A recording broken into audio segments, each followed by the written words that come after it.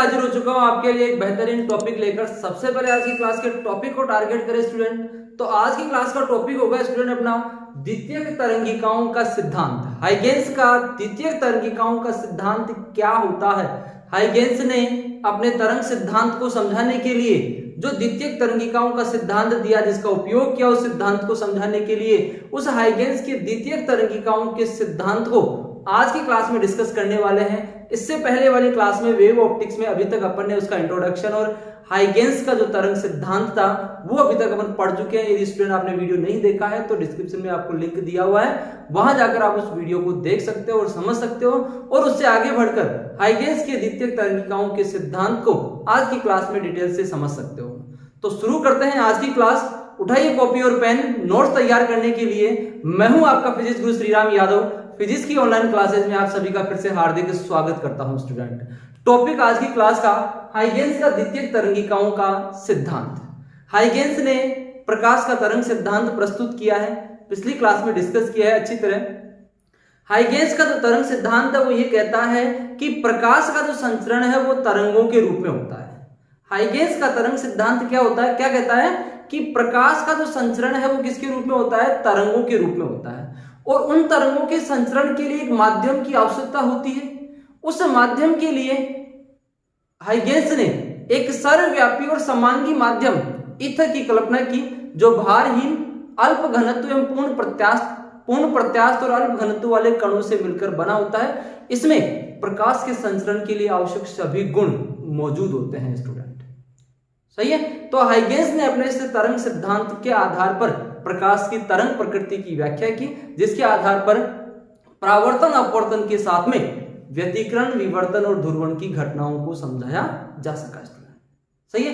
अब उस हाइगेंस के तरंग सिद्धांत को इस द्वितीयक तरंगिकाओं के सिद्धांत के आधार पर समझा जा सकता है। हाइगेंस का द्वितीयक तरंगिकाओं का सिद्धांत क्या है, इस द्वितीयक तरंगिकाओं के सिद्धांत को यहां पर स्टूडेंट अपने पॉइंट्स के रूप में समझ सकते हैं। हाइगेंस का जो द्वितीयक तरंगिकाओं का सिद्धांत है, यह द्वितीयक तरंगिकाओं का सिद्धांत क्या कहता है। इस सिद्धांत के अनुसार देखें तो सबसे पहला पॉइंट देखो स्टूडेंट इसमें क्या है। सबसे पहला पॉइंट इसमें यह है कि प्रत्येक प्रकाश स्रोत से प्रकाश तरंगाग्र के रूप में आगे बढ़ता है। कोई भी प्रकाश स्रोत है तो हाइगेंस ने बताया कि प्रकाश स्रोत से प्रकाश का संचरण तरंगों के रूप में होता है और तरंगों के उस बिंदु पथ को तरंगाग्र कहा गया, जो समान कला में दोलन करने वाले कणों की संरचना होती है, निधि होती है। सही है। तो यहां पर हाइगेंस का द्वितीयक तरंगिकाओं का सिद्धांत क्या कहता है, पहले पॉइंट के रूप में समझ सकते हैं कि किसी प्रकाश स्रोत से यदि कोई प्रकाश उत्सर्जित हो रहा है तो वो तरंगाग्र के रूप में सभी दिशाओं में प्रकाश के वेग से या तरंग की गति की दिशा में तरंग की गति के वेग से सभी दिशाओं में एक समान रूप से संचरित होता है। उससे द्वितीयक तरंगिकाएं उत्सर्जित भी होती है। जो तरंगाग्र उस स्रोत से उत्सर्जित हो रहा है उस तरंगाग्र को प्राथमिक तरंगाग्र कहा जा रहा है। जो उस समय किसी समय t बराबर 0 पर उस स्रोत से जो तरंगाग्र उत्सर्जित हो रहा है उस तरंगाग्र को प्राथमिक तरंगाग्र कह सकते हैं। सही है।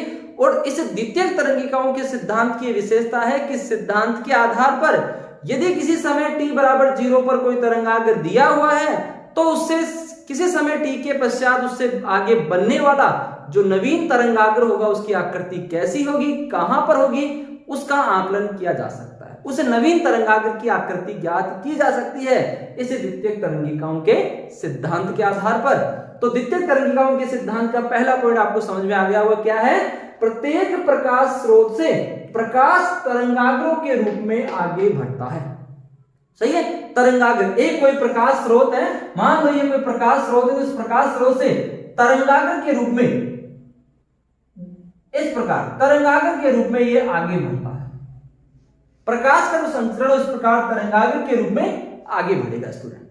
सही है। पहला पॉइंट ये क्लियर होगा।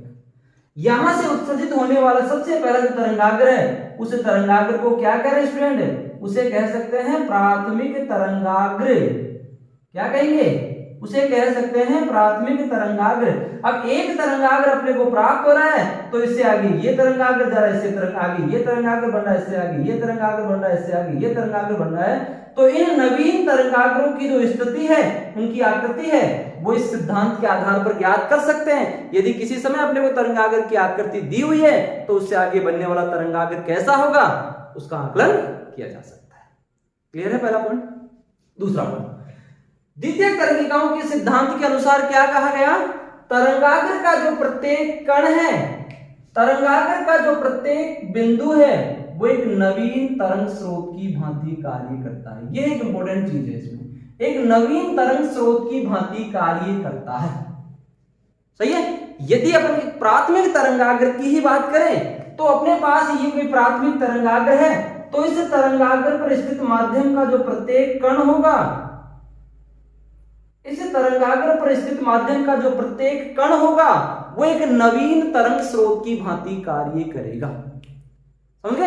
इसका मतलब इस स्रोत से भी, इस तरंगाग्र पर स्थित जो प्रत्येक कण है, वो भी एक प्रकाश स्रोत की भांति यदि व्यवहार कर रहा है, तो इन बिंदुओं से या इन नवीन तरंग स्रोतों से द्वितीयक तरंगिकाएं, कुछ तरंगिकाएं उत्सर्जित होती है, उन तरंगिकाओं को द्वितीयक तरंगिकाएं कह सकते हैं। सही है। मान लो यहां पर इस बिंदु से, जैसे ये प्रकाश स्रोत था, इससे तरंगिकाएं उत्सर्जित हुई थी, तो यहां पर अपने पास यदि ये कोई तरंग स्रोत है, तो इस तरंग स्रोत से यहां से ये तरंगिकाएं उत्सर्जित होगी, और इन तरंगिकाओं को, उत्सर्जित तरंगिकाओं को क्या कहेंगे स्टूडेंट, द्वितीयक तरंगिकाएं कह सकते हैं। यहां पर मेंशन कर रखा है मैंने, द्वितीयक स्रोत से उत्सर्जित होने वाली तरंगिकाओं को, या नवीन तरंग स्रोत से उत्सर्जित होने वाली तरंगिकाओं को द्वितीयक तरंगिकाएं कहते हैं। हाइगेंस का द्वितीयक तरंगिकाओं का सिद्धांत क्या कह रहा है कि किसी तरंगाग्र पर स्थित प्रत्येक कण एक नवीन तरंग स्रोत की भांति व्यवहार करेगा, जिससे सभी दिशाओं में नवीन तरंगिकाएं उत्सर्जित होती है। उन नवीन तरंगिकाओं को द्वितीयक तरंगिकाएं कहते हैं, और उस स्रोत को द्वितीयक स्रोत कह सकते हैं। उससे बनने वाला तरंगाग्र द्वितीयक तरंगाग्र कहलाएगा। ये पहला प्राथमिक तरंगाग्र था, इससे बनने वाला जो नया तरंगाग्र होगा वो द्वितीयक तरंगाग्र कहलाता है। आगे बढ़ते हैं तीसरे पॉइंट की। तीसरा पॉइंट क्या है स्टूडेंट, देखो यहां पर पहला पॉइंट हो गया, क्लियर हो गया। दूसरा पॉइंट, तीसरे पॉइंट की ओर बढ़ते हैं। तरंगाग्र पर खींची गई लंबवत रेखा, तरंगाग्र पर खींची गई लंबवत रेखा किसको व्यक्त करती है स्टूडेंट, तरंग संचरण की दिशा को व्यक्त करती है। ये दो चीजें देख लो यहां पर क्या है, तरंगाग्र पर खींची गई लंबवत रेखा तरंग संचरण की दिशा को व्यक्त करती है। सही है। तो देखो यहां पर डायग्राम में देखो, मान लो अपने पास ये कोई प्रकाश स्रोत था, इस प्रकाश स्रोत से ये तरंगाग्र उत्सर्जित हो रहे थे, लगातार माध्यम में आगे बढ़ रहे थे। तो यहां पर इन तरंगाग्रों के लंबवत यदि कोई रेखा खींची जाए, तो ये रेखा किसको व्यक्त करती है, ये रेखा तरंग संचरण की दिशा को व्यक्त करती है। और इन रेखाओं को क्या कह सकते हैं, इन रेखाओं को कह सकते हैं स्टूडेंट यहाँ पर प्रकाश किरण, प्रकाश का वो सरल रेखीय पथ जिसे प्रकाश किरण कहा जा सकता है। तो यहाँ पर ये प्रकाश किरण कहलाती है। टॉप पॉइंट क्या था, तरंगाग्र पर खींची गई लंबवत रेखा तरंग संचरण की दिशा को व्यक्त करती है। इंपॉर्टेंट चीज है यहाँ पर, सॉरी स्टूडेंट, इसे नियम की, सिद्धांत की। तो यहाँ पर तरंग संचरण की दिशा को व्यक्त करेगी, उसके लंबवत खींची गई ये रेखाएं, रेखाओं को प्रकाश किरण कह सकते हैं स्टूडेंट। सही है। तीसरा पॉइंट यहां पर क्लियर हुआ स्टूडेंट। बढ़ते हैं चौथे पॉइंट पर। चौथा पॉइंट क्या कहता है, द्वितीयक तरंगिकाएं तरंग की चाल से आगे बढ़ती है। द्वितीयक तरंगिकाओं की चाल क्या होगी, द्वितीयक तरंगिकाओं की चाल की बात करें तो वो स्टूडेंट प्रकाश की चाल से ही आगे बढ़ती है। प्रकाश की चाल कितनी होती है ये जानते हैं अच्छी तरह, 3 × 10⁸ मीटर प्रति सेकंड। तो यहां पर द्वितीयक तरंगिकाएं, जो भी तरंगाग्र का नवीन तरंग स्रोत होगा, द्वितीयक तरंग स्रोत होगा, उस द्वितीयक तरंग स्रोत से जो द्वितीयक तरंगिकाएं उत्सर्जित हो रही है, वो द्वितीयक तरंगिकाएं उस तरंग की गति से ही आगे बढ़ती है या प्रकाश की चाल से ही आगे बढ़ती है। उन द्वितीयक तरंगिकाओं की जो चाल है वो तरंग की चाल ही रहेगी, और तरंग की चाल हमेशा प्रकाश की चाल। ये हाइगेंस के तरंग सिद्धांत में पढ़ा है पिछले क्लास में अपन ने, कि यहाँ पर प्रकाश का संचरण तरंगों के रूप में होता है। तो तरंगे जो है वो प्रकाश की चाल से किसी माध्यम में गति करती है, और प्रकाश की चाल होती है स्टूडेंट 3 × 10⁸ मीटर प्रति सेकेंड। तो ये जो द्वितीयक तरंगिकाएं होगी वो द्वितीयक तरंगिकाएं भी इस प्रकाश की चाल से ही माध्यम में आगे बढ़ती है। Clear that? आगे बढ़ते हैं अगले पॉइंट पे। द्वितीयक तरंगिकाओं के सिद्धांत को समझ रहे हैं। पांचवा पॉइंट क्या है स्टूडेंट? देखो इसमें, किसी क्षण तरंगिकाओं पर द्वितीयक तरंगिकाएं जो मिल रही है उन पर खींचा गया जो स्पर्श तल है वो स्पर्श तल नवीन तरंगाग्र को व्यक्त करेगा, और उस नवीन तरंगाग्र को क्या कहेंगे स्टूडेंट? उसे कहेंगे द्वितीयक तरंगाग्र। सही है? मतलब यहां पर द्वितीयक तरंगिकाओं पर खींचा गया स्पर्श तल, जैसे यहां पर दिया हुआ स्टूडेंट, यहां पर इस तरंगाग्र के प्रत्येक कण द्वितीयक तरंग स्रोत की नवीन तरंग स्रोत की भांति कार्य कर रहे हैं, तो इनसे द्वितीयक तरंगिकाएं उत्सर्जित हो रही है। तो किसी समय खींचा गया इनका जो स्पर्श तल है, ये स्पर्श तल यहां पर किसको व्यक्त करेगा स्टूडेंट? ये स्पर्श तल यहां पर व्यक्त करेगा द्वितीयक तरंगाग्र को। ये प्राथमिक तरंगाग्र था जिसका प्रत्येक कण नवीन तरंग स्रोत की भांति कार्य कर रहा है, इससे द्वितीयक तरंगिकाएं उत्सर्जित हो रही है, और इन द्वितीयक तरंगिकाओं का जो स्पर्श तल है वो स्पर्श तल द्वितीयक तरंगाग्र को व्यक्त करता है स्टूडेंट। सही है? तो यहां पर हाइगेंस का जो द्वितीयक तरंगिकाओं का सिद्धांत है, उस हाइगेंस की द्वितीयक तरंगिकाओं के सिद्धांत को इन 5 बिंदुओं के आधार पर अच्छी तरह समझा जा सकता है। फिर से देख लो एक बार क्या है, शॉर्ट में देखो। यहां पर हाइगेंस के द्वितीयक तरंगिकाओं के सिद्धांत के अनुसार पहला पॉइंट क्या दिया गया? प्रत्येक प्रकाश स्रोत से प्रकाश तरंगाग्र के रूप में आगे बढ़ता है और उस तरंगाग्र को प्राथमिक तरंगाग्र कहते हैं। दूसरा पॉइंट क्या था? तरंगाग्र का प्रत्येक बिंदु, तरंगाग्र का प्रत्येक कण एक नवीन तरंग स्रोत की भांति कार्य करता है, उस नवीन तरंग स्रोत को द्वितीयक तरंग स्रोत कह सकते हैं, और उससे उत्सर्जित होने वाली नवीन तरंगिकाओं को द्वितीयक तरंगिकाएं कहते हैं। तीसरा पॉइंट क्या था? तरंगाग्र पर खींची गई जो लंबवत रेखा है वो तरंग संचरण की दिशा को व्यक्त करती है, और तरंग संचरण की दिशा को व्यक्त करने वाले सरल रेखीय पथ को प्रकाश किरण कहते हैं। चौथा पॉइंट था, द्वितीयक तरंगिकाएं तरंग की चाल से आगे बढ़ती है, द्वितीयक तरंगिकाएं प्रकाश की चाल से आगे बढ़ती है, द्वितीयक तरंगिकाएं तरंग की गति से ही आगे बढ़ती है। जिस गति से माध्यम में तरंग गति करती है, जिस गति से माध्यम में प्रकाश का संचरण होता है, उसी चाल से द्वितीयक तरंगिकाएं माध्यम में आगे बढ़ती है। और पांचवा पॉइंट है स्टूडेंट, यहाँ पर किसी क्षण द्वितीयक तरंगिकाओं पर खींचा गया जो स्पर्श तल है वो नवीन तरंगाग्र को व्यक्त करता है, जिसे द्वितीयक तरंगाग्र कहते हैं। सही स्टूडेंट? तो यहाँ पर हाइगेंस का जो द्वितीयक तरंगिकाओं का सिद्धांत है, उस द्वितीयक तरंगिकाओं के सिद्धांत को यहाँ पर इन 5 बिंदुओं के आधार पर समझा जा सकता है। अब देखो यहाँ पर इस तरंग स्रोत द्वितीयक तरंगिकाओं के सिद्धांत के आधार पर नवीन तरंगाग्र की आकृति कैसे ज्ञात करेंगे? इसके लिए यहां पर देखो स्टूडेंट, मैं यहां पर एक समतल तरंगाग्र ले रहा हूं। मान लो मेरे पास ये AB के रूप में क्या है? AB के रूप में मेरे पास ये क्या है? एक प्राथमिक तरंगाग्र। क्या है ये? ये मेरे पास एक प्राथमिक तरंगाग्र है। Clear student? इस प्राथमिक तरंगाग्र का जो प्रत्येक कण है, इस सिद्धांत की बात करें, इस तरंगाग्र का जो प्रत्येक कण है वो नवीन तरंग स्रोत की भांति व्यवहार करता है या कार्य करता है। मान लो यहां पर इस तरंगाग्र पर मैंने 3 बिंदु ले लिए, जिनको मैंने क्रमांक दे दिया 1 2 3।